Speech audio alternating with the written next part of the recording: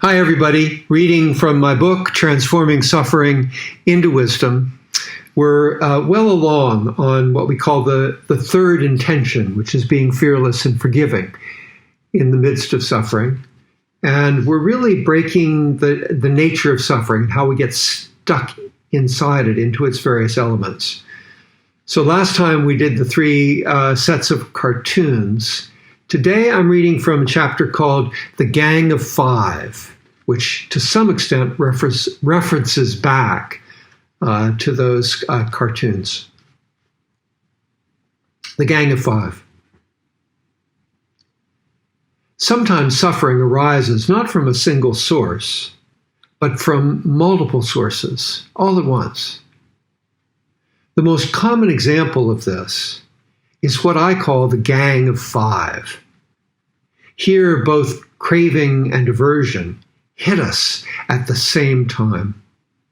And blanking out hits us as well, wearing the masks of lethargy, restlessness, and doubt. Virtually any uncomfortable situation can set off the Gang of Five.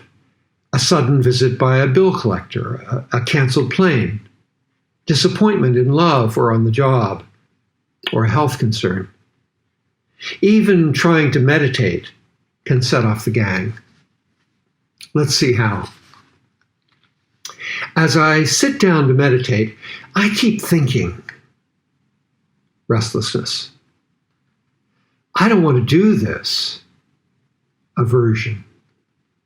I'd rather take a walk. Craving. In fact, I don't think I'll be any good at meditating today because I'd rather do something else. Doubt. And then, because I'm being pulled by so many forces away from the present moment, I have trouble finding the breath and may just get sleepy instead. Lethargy. The problem with an attack by the Gang of Five is that if you focus with meditative skill on any one of them with any degree of success, say craving or lethargy, the other four will come at you all the more strongly. It's rather like getting caught in flypaper. Just when you think one part of your body is getting free, three other parts are getting stuck. The remedy for an attack by the Gang of Five is not to do what we've been doing, breaking down suffering into its elements. You will find yourself attacked all the more fiercely by the elements you've left out. Rather, each time one of the five disturbs you, recognize that it is the whole gang that's plaguing you, not just one element. Remind yourself that they have no substance individually, transforming themselves into each other as they do. Determine not to respond to any of them.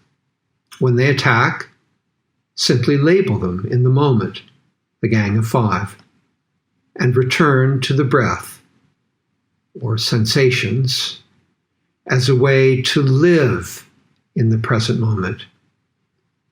Do this repeatedly. Be persistent. Notice that the messages of the Gang of Five are I messages. And when you return to the present moment, you pull the plug on the self. Facing their blustery storm, you will know what it is to be fearless and forgiving in the midst of suffering. Thank you.